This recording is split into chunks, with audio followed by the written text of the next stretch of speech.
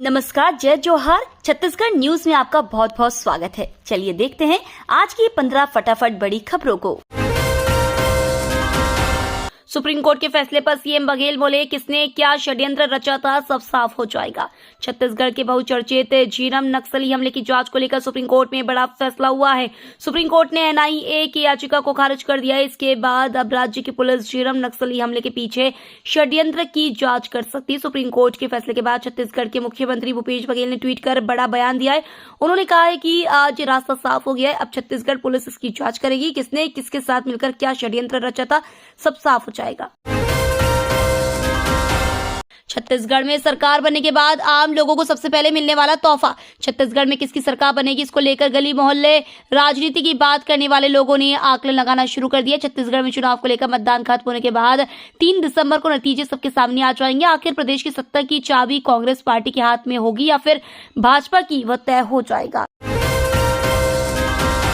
BJP 3 दिसंबर को निकालेगी छत्तीसगढ़ की विकास यात्रा। छत्तीसगढ़ बीजेपी विधानसभा चुनाव 2023 के परिणाम से पहले अति आत्मविश्वास लबरेज है। हार जीत से पहले ही पार्टी ने प्रदेश कार्यालय एकात्म परिसर में प्रेस कॉन्फ्रेंस लेकर बड़ा ऐलान किया। छत्तीसगढ़ प्रदेश भाजपा अध्यक्ष सांसद अरुण साव ने कहा है कि बीजेपी 3 दिसंबर को छत्तीसगढ़ की विकास यात्रा निकालेगी। साथ ही चेतावनी दी है कि ऐसे अधिकारी जो चुनाव में राज्य सरकार के एजेंट के रूप में काम किए हैं। छत्तीसगढ़ में बदलेगा मौसम का मिजाज, गिरेगा पारा, बढ़ेगी ठंड। छत्तीसगढ़ में मौसम का मिजाज बदलने वाला है। अब प्रदेश में ठिठुरन वाली ठंड बढ़ने की संभावना है। आने वाले 3 दिनों में न्यूनतम तापमान में गिरावट होगी, इससे और ठंड बढ़ेगी। प्रदेश भर में मौसम साफ रहने की संभावना है। बीते दिनों प्रदेश में सबसे ठंड इलाका अंबिकापुर जिला रहा। छत्तीसगढ़ में ईडी, आईटी और सीबीआई के बाद सेंट्रल जीएसटी की भी एंट्री। रजा पर 6000 से ज्यादा कारोबारी। छत्तीसगढ़ में ईडी, आयकर विभाग और सीबीआई के साथ अब सेंट्रल जीएसटी की भी एंट्री हो चुकी है। सेंट्रल जीएसटी ने छत्तीसगढ़ के 6000 से ज्यादा व्यापारियों को नोटिस भेजा है। सेंट्रल जीएसटी की इस कार्रवाई में विवादित और टैक्स जमा नहीं करने वाले कारोबारी शामिल है, जिनकी सुनवाई विभागीय स्तर पर चल रही है। सभी प्रकरणों पर बकाया टैक्स जमा करने के निर्देश दिए गए हैं। मौका मिला तो करेंगे कप्तानी। छत्तीसगढ़ कांग्रेस नेतृत्व पर उप मुख्यमंत्री सिंहदेव का बयान। छत्तीसगढ़ का अगला मुख्यमंत्री किस पार्टी से होगा, इसका फैसला 3 दिसंबर को पता चल जाएगा। लेकिन भाजपा और कांग्रेस दोनों ही सीएम का उम्मीदवार किसको बनाती हैं, इस पर कई सवाल खड़े हो रहे हैं। हाल ही में उप मुख्यमंत्री टीएस सिंहदेव ने बयान दिया था कि अगर उन्हें मौका मिले तो वह मुख्यमंत्री का पद संभाल सकते हैं। हालांकि कांग्रेस ने सिंह के बयान को व्यक्तिगत बयान करार दिया और कहा कि सीएम का चेहरा तय करने का अधिकार तो कांग्रेस हाईकमान के पास ही है। छत्तीसगढ़ से होकर चलने वाली कई ट्रेनें रद्द। रेलवे प्रशासन की ओर से रेल मंडलों में अधोसंरचना विकास कार्य किया जा रहा है। इसे लेकर कई ट्रेनें रद्द की गई हैं। इसकी वजह से रेल यात्रियों को परेशानियों का सामना करना पड़ेगा। इसी क्रम में ईस्ट कोस्टल रेलवे के संबलपुर रेल मंडल के अंतर्गत सरल संबलपुर क्षेत्र में ब्लॉक लेकर कुछ काम किया जाएगा। इसकी वजह से टिटलागढ़ से बिलासपुर चलने वाली 2 ट्रेनों को रद्द किया गया है। जंगली हाथियों के दल ने गांव में मचाया जमकर उत्पात। छत्तीसगढ़ के कबीरधाम जिले में हाथियों ने एक बार फिर उत्पात मचाया। बीती रात कबीरधाम जिले के पंडरिया ब्लॉक के नरसिंहपुर गांव में घुसकर हाथियों ने जमकर आतंक मचाया है। हाथियों के दल ने कई घरों को नुकसान पहुंचाया है।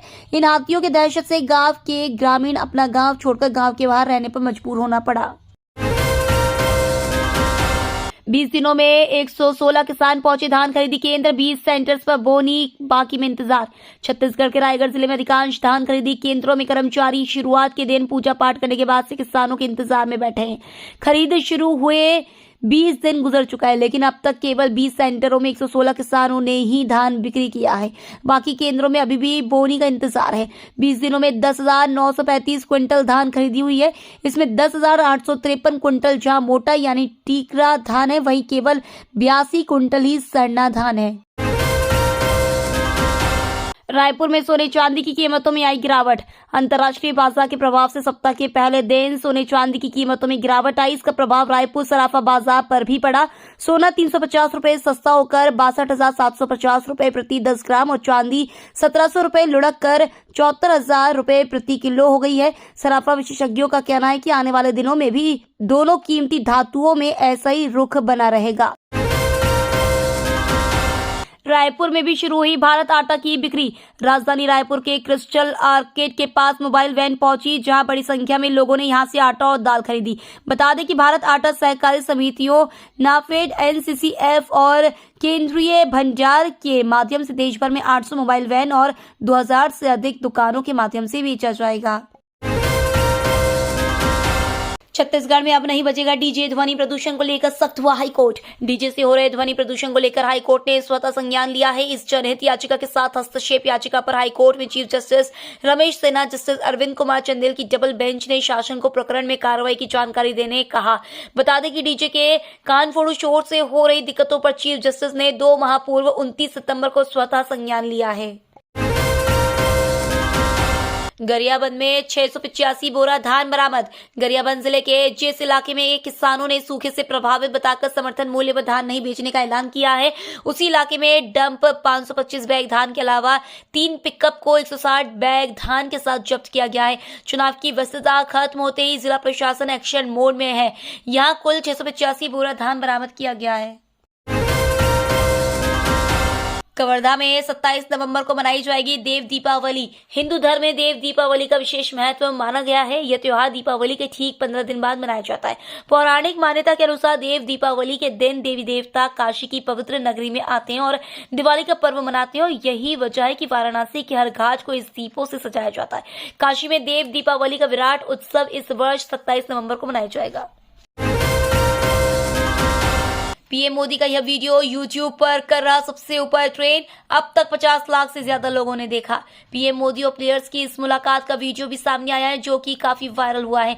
इस वीडियो को 21 नवंबर को यूट्यूब पर नरेंद्र मोदी चैनल पर भी अपलोड किया गया है। यह वीडियो यूट्यूब के टॉप ट्रेंडिंग की लिस्ट में आ गया है। खबर लिखे जाने तक यह वीडियो यूट्यूब की ट्रेंडिंग में सबसे ऊपर है।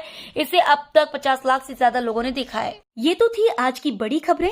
डेली खबरों से अपडेट रहने के लिए चैनल सब्सक्राइब करना बिल्कुल ना भूलें। धन्यवाद।